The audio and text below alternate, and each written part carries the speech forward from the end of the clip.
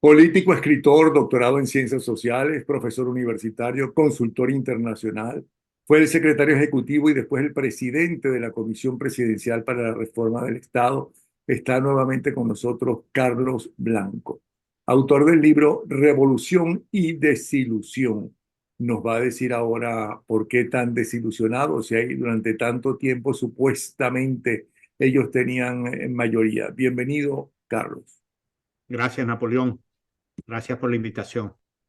Yo digo supuestamente porque nunca creí que tuviera mayoría. La única vez que ganó Chávez fue en las primeras elecciones y luego se demostró como las siguientes, y lo demostraron gente seria que había trabajado en el Consejo Nacional Electoral y trabajando para universidades, que nunca ganó, jamás ganó otra vez Chávez Frías. ¿Tú qué dices a eso? Mira, yo creo que el tema de la desilusión es un elemento muy importante porque las promesas que cargaba Chávez y que en general cargan las promesas revolucionarias es que viene la felicidad. Viene de una situación horrible, mala, hacia la felicidad. Alguna vez él denominó a Cuba el mar de la felicidad. Y el problema es que esta revolución, la de Chávez y Maduro, evidente, en nombre del bien común, supuestamente, eh, consideran que tienen tal poder, tal convicción, tal visión de lo que es lo que le conviene a la gente y lo que no le conviene, que ellos en ese intento de representar el bien común arrasan con todo, no admiten disidencia, no admiten otras opiniones y toda la represión, todo lo que hacen en relación con la necesidad de imponer su gobierno, su régimen, sus modos de vida y sus modos de acción, está basado en que ellos tienen la razón, los demás no tienen la razón y que la lucha por ese objetivo revolucionario vale todo. Al final, lo que hacen es decepcionar, desilusionar, perder apoyo y solo les queda la mandarria, el plan de machete y la represión en general. ¿Cuándo sientes tú que, o estudiaste tú, que la gente ya empezaba seriamente y masivamente a desilusionarse con el régimen en Venezuela?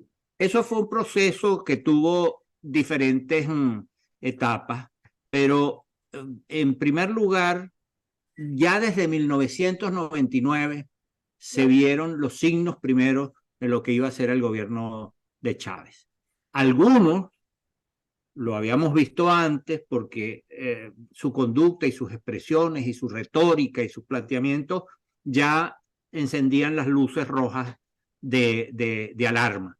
Pero bien pronto con aquel decreto que pretendía intervenir en la educación y que motivó las primeras manifestaciones que con la consigna de con mis hijos no te metas, ya Ujú. indicaban que estaba en marcha un proceso complicadísimo. Y por otro lado, el proceso constituyente, con el llamado a la asamblea, el referéndum constituyente, después la asamblea constituyente y después la reforma constitucional o la promulgación de la nueva constitución del 99, ya indicaron que hubo un proceso de liquidación de las instituciones existentes, del Tribunal Supremo, de la Corte Suprema de Justicia entonces, del Congreso Nacional sustituido por el Congresillo y después por la Asamblea Nacional, y el poder del gobierno se fue desarrollando cada vez más y se fue imponiendo cada vez más.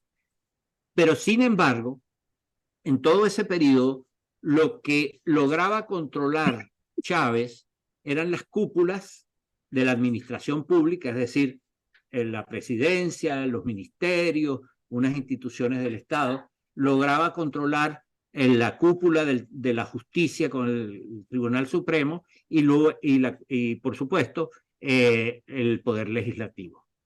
Esto duró hasta 2002, cuando ocurrió ese proceso de movilización de masas que condujo a la renuncia de Chávez el 11 de abril, el 11-12 de abril. ¿Qué pasó allí? Que el alto mando militar se declaró en desobediencia a órdenes ilegales que Chávez le transmitió en ese momento, que fue la aplicación del Plan Ávila, que es un plan concebido dentro de las Fuerzas Armadas para proteger la ciudad de Caracas. Entonces, eso implicaba la represión de una inmensísima manifestación que avanzó, como sabemos, hacia el Palacio de Miraflores. En ese momento, Chávez perdió el control y pasó lo que pasó. Es decir, salió de la presidencia por unas horas, estuvo negociando su salida a Cuba, unos militares estuvieron en desacuerdo, que por cierto es un tema bien interesante porque obviamente esa fue una decisión muy complicada de los militares, es decir, no, Chávez no sale, tiene que ser enjuiciado. Y uno diría, bueno, ¿por qué no lo dejaron ir? Pero en realidad el proceso es más complejo. Si nos metemos en esta historia que tú manejas bien, porque uno dice, ¿por dónde iba a salir Chávez? Porque la Carlota estaba rodeada y por muchísima gente que no quería que Chávez lo dejaran ir. Bueno, ese fue ese proceso. Chávez regresa el 13 y comienza una dinámica que ya no es el control solamente del gobierno, de la cúpula de la justicia, del Congreso o de la Asamblea Nacional, sino que Chávez allí comienza una dinámica diferente, que es el control de tres palancas esenciales, como son PDVSA, y allí comenzó la debacle de PDVSA, el uso de PDVSA como la caja chica del gobierno y el instrumento para comprar apoyo social interno, gastando los reales en dádivas, en becas, en todo tipo de apoyo social a través de los distintos programas. En segundo lugar, las Fuerzas Armadas, que empezaron a ser fragmentadas y destruidas en sus bases institucionales, obediencia, disciplina, jerarquía.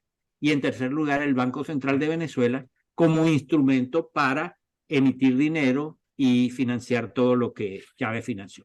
Entonces, ese control comenzó en esas instituciones centrales del Estado y otras más, junto a una dinámica de control progresivo de los poderes subnacionales, gobernaciones, municipios, poderes locales, etc. Entonces, esto Bueno, apuntó a y la el poder judicial, el poder, o sea, los completamente, poderes, todos fueron. o sea, Unos, todo hacia abajo. claro, unos con el apoyo popular a través del voto y otros por acuerdo con los partidos, inclusive de oposición.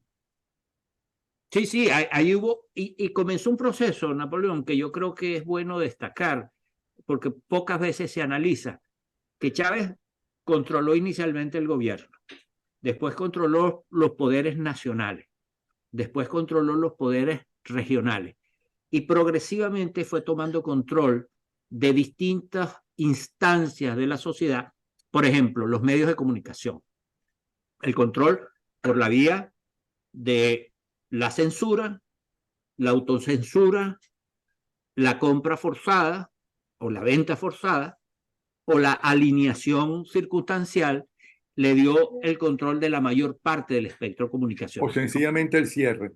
O el cierre, como ocurrió con Radio Caracas Televisión. Y montones de emisoras de radio. Y muchas emisoras de radio. Es decir, fue un proceso progresivo. En segundo lugar, Ah, bueno, y la prensa. el campo de la cultura. En el campo de la cultura, que es muy importante y pocas veces se analiza, Chávez fue tratando de imponer con sus ministros de la cultura, con su gente en el campo de la comunicación, etcétera, un control sobre el proceso cultural del país, es decir, el proceso de creación, hasta los premios de periodismo y los premios de poesía y los premios a los novelistas, los escritores, fueron progresivamente controlados y en algunas ocasiones vimos escándalos como otorgarle el premio de alguna cosa a unas personas que solamente tenían el mérito de ser parte de ese proceso. Y también el control de las iglesias. Es decir, y pretendieron el control de las iglesias. Ha habido resistencias, obviamente, pero también ha habido una limitación progresiva de la actividad de las iglesias en general y de la Iglesia Católica en particular. Y paralelamente tratando de cooptar algunos sectores cristianos por vía de las presiones o de las fascinaciones y seducciones. Entonces, como producto de todo ese proceso, en Venezuela se ha constituido un sistema, es decir, donde hay gente de la que ha sido parte del régimen a través de todo ese proceso que describo, pero al mismo tiempo tratando de cooptar a sectores empresariales, políticos, gremiales, a su lado y a su favor. Y vemos, por ejemplo, que ha surgido una nueva clase empresarial, la clase empresarial que se ha cultivado entre los nuevos empresarios producidos por el régimen, cuyo símbolo más importante puede ser Alex Saab, es decir, los empresarios al servicio completo del régimen, que no tienen limitaciones de ninguna naturaleza, ni moral, ni cívica, ni legal para su acción, que no son solamente testaferros. O sea, no es que este es el que le cuida la plata a aquel, sino que estos han venido para poder cumplir esa función, desarrollando actividades, adecentando, entre comillas, sus recursos y convirtiéndose pues en parte de la nueva élite. Algunos viejos empresarios que no son tan viejos en términos de edad, pero vienen de la antigua camada de los finales del siglo XX, también se han puesto allí acomodados en este proceso, y hay un empresariado que es un empresariado que yo digo decente, que al vivir en Venezuela y el tener sus actividades en Venezuela, tiene que cuidarse, porque tiene que cuidar no solamente su patrimonio, sino los trabajadores con los que tiene, que trabajan en sus empresas, etcétera, que tienen que pagar el costo del silencio, el costo digamos, de bajar el perfil, no solamente en términos políticos, no pueden opinar de política si es que no están de acuerdo con el régimen, sino que tienen que bajar el perfil de su función, de su importancia social. Y de la Entonces, publicidad, cuanto menos se sí, sí, publicite, más tranquilo lo van a dejar. así es. Hay algunos cuyo sentido del trabajo, de su función empresarial, es pasar agachado para que la segadora que está allí arriba cortando cabezas no los alcance. Entonces, estamos en presencia de una situación en la que algunos empresarios, de distintos gremios, de asociaciones cívicas, tienen para sobrevivir, y con razón, tienen que restringir su participación, su presencia, porque en el fondo el tema aquí es la libertad. O sea, no tienen libertad para actuar, para decir, para disentir, para proponer, etc.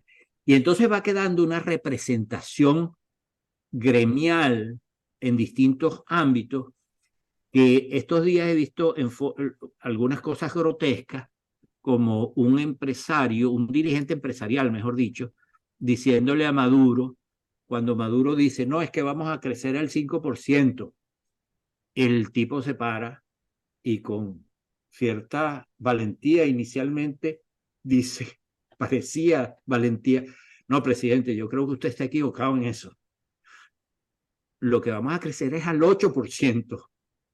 Es decir, es del tipo de la disensión, como aquel que se encuentra con un jerarca de esto, Chávez, Maduro, le dice, mire, caramba, presidente, permítame decirle que yo creo que usted tiene un problema muy grave. ¿Yo, un problema muy grave? Sí, sí, yo creo que usted se está equivocando, porque la verdad es que usted le queda grande a Venezuela. Ese tipo de relación babosa. Pero eso es cierto. Eso ¿Ah? sucedió. No, no, esto es Ah, pero el una del ocho manera de por ciento sí expresar. sucedió, ¿no? El del ocho ¿Ah? por ciento, ¿quién fue el del ocho por No, el ciento? 8% sí, pero ¿Quién fue? eso lo vamos a ver, está en los medios ahorita. No, no, pero ¿quién fue? Porque el No me acuerdo. Este, Carlos, no sabes mentir. Si te acuerdas y si sabes quién es. voy a tener que buscarlo aquí y no quiero interrumpir la... No, Ok, yo no bueno, voy sigue, pues. a decir nombres, Napoleón. Ajá. Entonces, porque me parece que más que la persona, entonces eso enfoca la cuestión en las personas y yo no quiero enfocarlo en una persona, es en una actitud que Ujú. yo creo que es producto de una sociedad que se ha convertido en un sistema articulado donde la disidencia es excluida, es expulsada del centro de la acción cívica, del espacio ciudadano, y entonces que se crea una situación paradójica. Ese proceso de concentración del sistema y de concentración del poder y de que aquí están los míos y solo los míos y los tuyos son los míos, etcétera, etcétera. Esa endogamia eh, corrompida, peligrosa, ha ido generando otra cosa, que es que se está quedando afuera el país, la gente, los ciudadanos, los que no compran ese relato de que hay que convivir, coexistir, cohabitar y aceptar el régimen porque no hay manera de enfrentarlo. Y si hay manera, hay gente que dentro de Venezuela, sin apelar a las armas, sin apelar a acciones violentas o acciones que los aíslen, está resistiendo. Yo creo que la encarnación de esa voluntad que está allí es la que representa hoy María Corina Machado. María Corina Machado tiene muchísima más popularidad que la que tuvo en su mejor momento Hugo Chávez Frías. La diferencia es que no tiene las armas a su favor, ¿ok? Y que no está luchando en una democracia, sino en una dictadura. Sin Ahora, duda. en base a todo eso, tus primeras declaraciones como asesor de María Corina Machado es: el movimiento que encabeza está lista para negociar con el chavismo. ¿Qué puede negociar María Corina Machado con el chavismo? ¿Qué le puede ofrecer al chavismo? Eh, Mira, y negociar qué. fíjate, Venezuela está en una situación muy terrible, como todos lo sabemos, una situación de quiebra institucional global, de miseria colectiva, donde uno habla de la miseria, pero la miseria es hambre, hambre cotidiana de la gente que no tiene que comer. Pero la hay en Corea del Norte, la hay en Cuba y siguen y cuanto. Exacto, pero vamos a hablar de Venezuela, que es una situación distinta. Hay una situación donde los servicios públicos de un país que estaba acostumbrado a tener buenos servicios públicos está en el deterioro que conocemos. Entonces, el país está en este momento transitando la posibilidad de una solución que incluye la vía electoral, porque la vía electoral es, en primer lugar, una vía que el régimen se había arrogado para sí a lo largo de los años. Nosotros somos los que queremos las elecciones, ustedes no. Pero resulta que el movimiento desatado el año pasado es un movimiento que tomó la bandera electoral como su bandera. Ok, vamos a debatir el tema y a dilucidar la dirección del país en términos electorales. Sin ilusiones. O sea, no es que desconozcamos lo que ha ocurrido con muchas de las elecciones a lo largo ya de 25 años, pero es ese proceso hacia las elecciones que implicó la defensa de la idea de las primarias, la realización de las primarias, todo lo que vino después de las primarias, e incluye también la mamarrachada del Esequibo, que demostró que no podían controlar los procesos electorales ni la gente, porque ese es un evento que prácticamente no existió.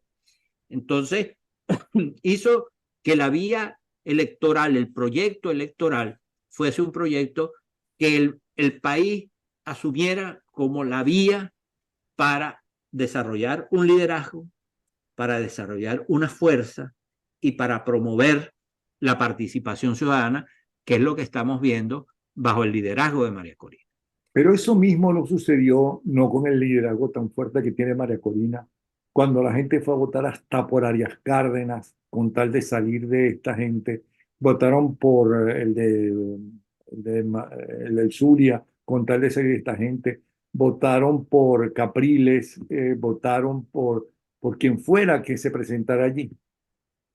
Bueno, hay una diferencia sustancial, creo yo, que es que el liderazgo de María Corina está comprometido con el objetivo del cambio político.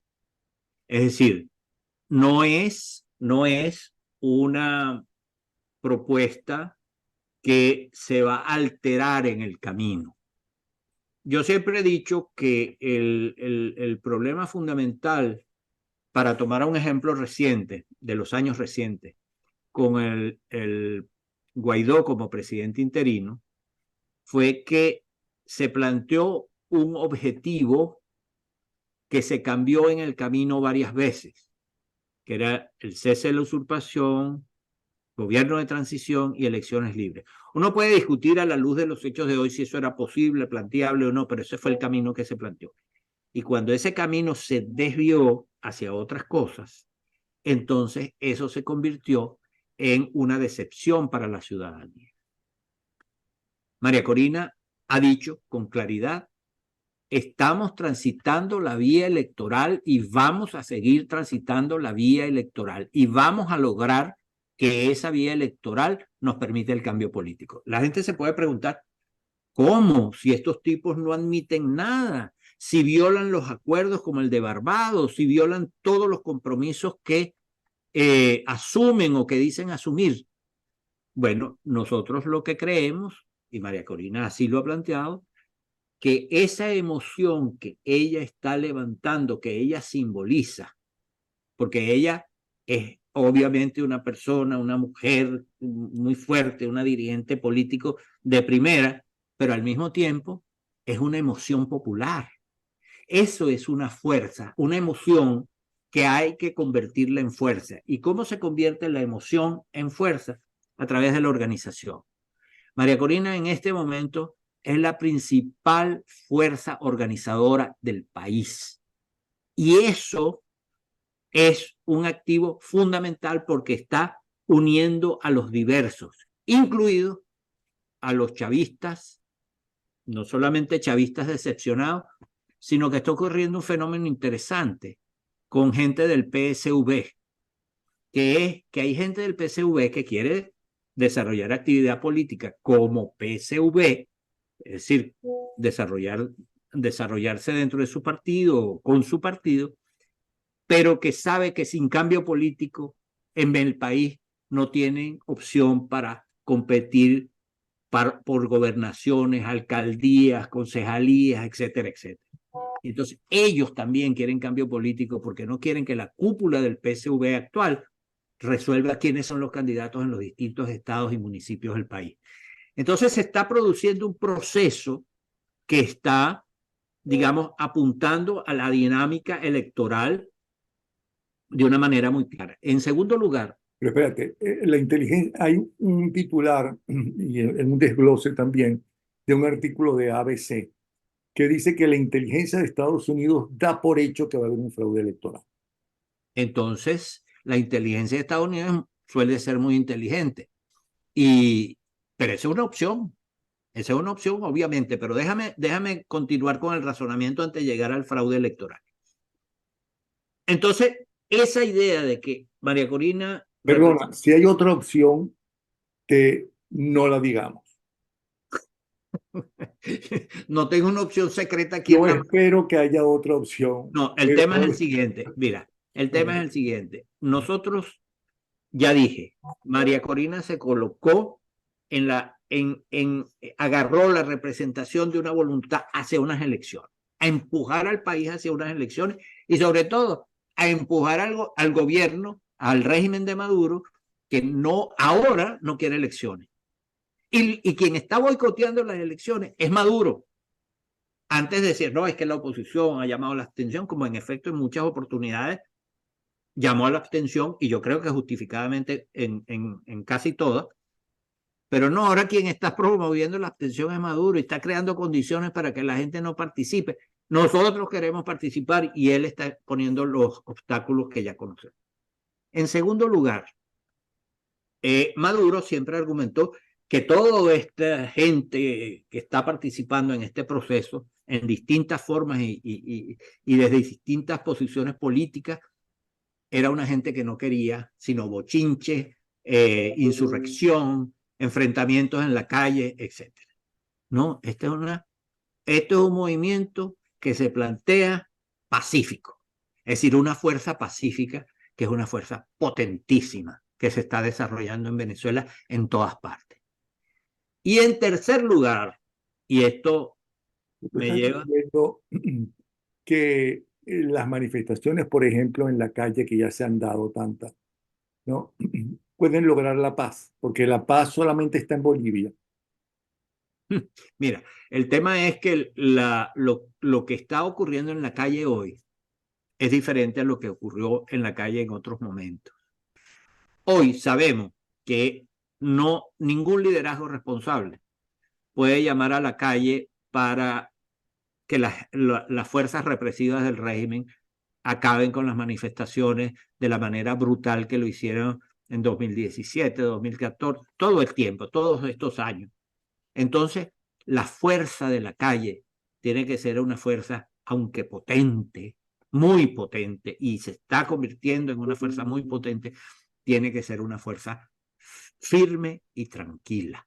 Tranquila en el sentido que no creo que hay que dar, y eso es lo que está ocurriendo, ninguna excusa para el ataque, aun cuando el régimen sigue reprimiendo.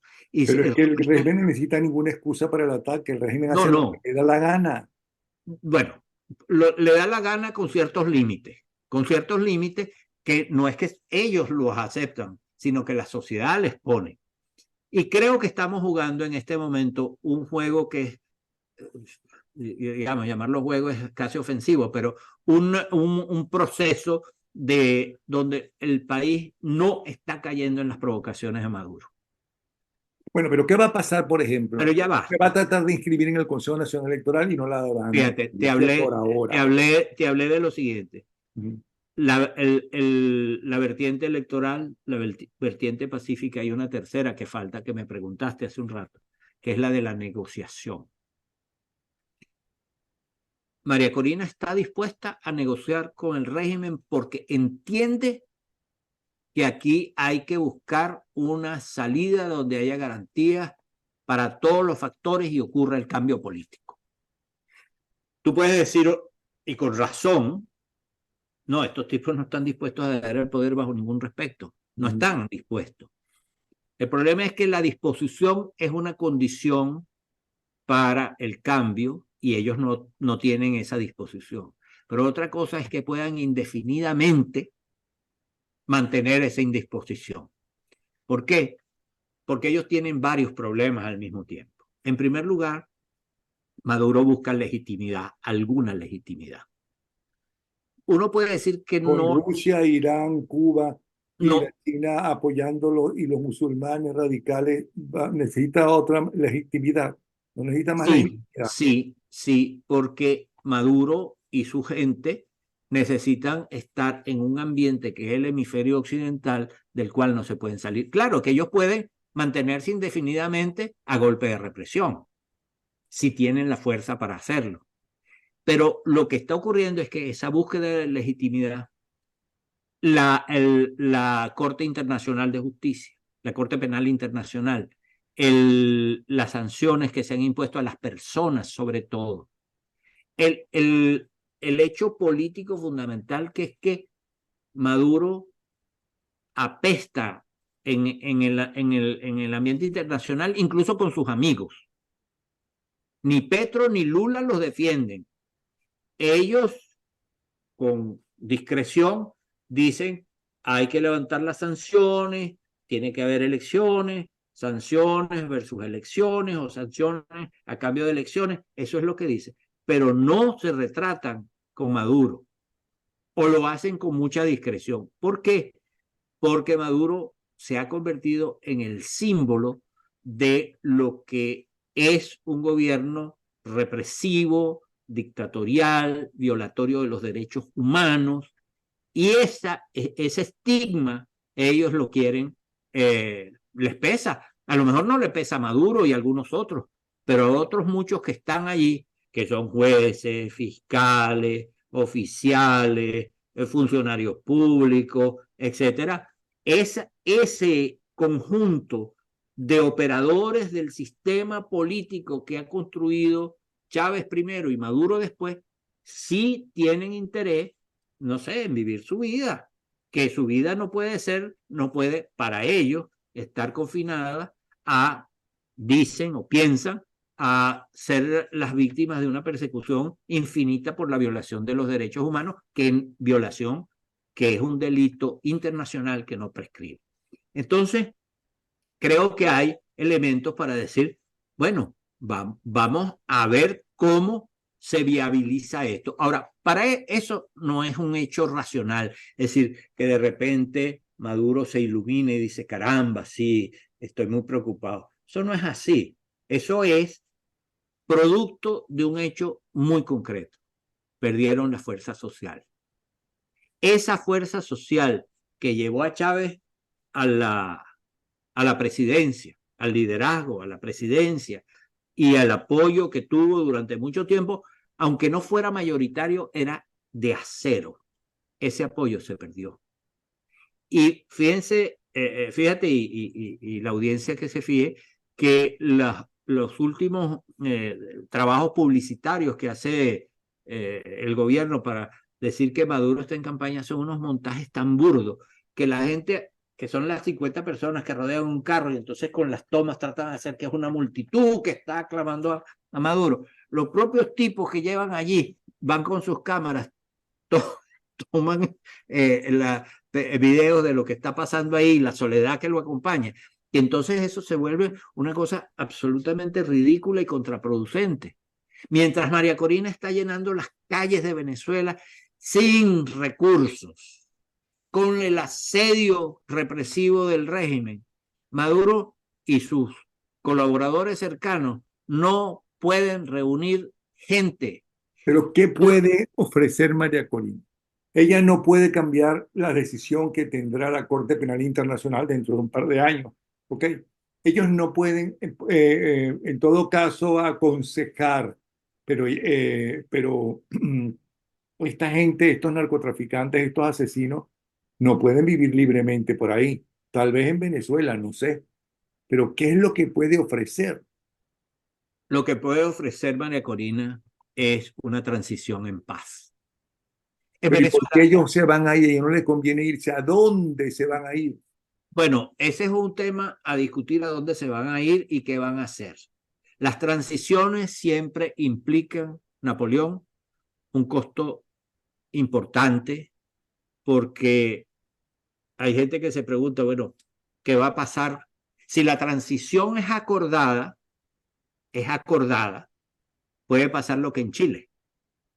Es decir, que fue un proceso terrible de represión por parte de Pinochet y su junta militar durante muchos años. Llegó un punto en que no pudieron continuar porque la presión de la sociedad hacia las elecciones fue muy grande y ese planteamiento tomó cuerpo también dentro de estructuras y gente que era partidaria del régimen.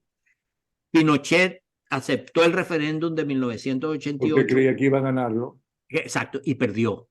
Y perdió, y eso desató un proceso en ese momento que llevó a una transición política importante con un presidente como Elwin, una figura fundamental de la historia contemporánea chilena, pero al mismo tiempo con Pinochet como comandante del ejército por muchos años, y fue senador vitalicio hasta que Con vivió. lo Bueno, cual se garantizaba que no iba a ir preso, ni le iban a quitar el dinero. Sí. exacto. Y esa fue un tipo de transición.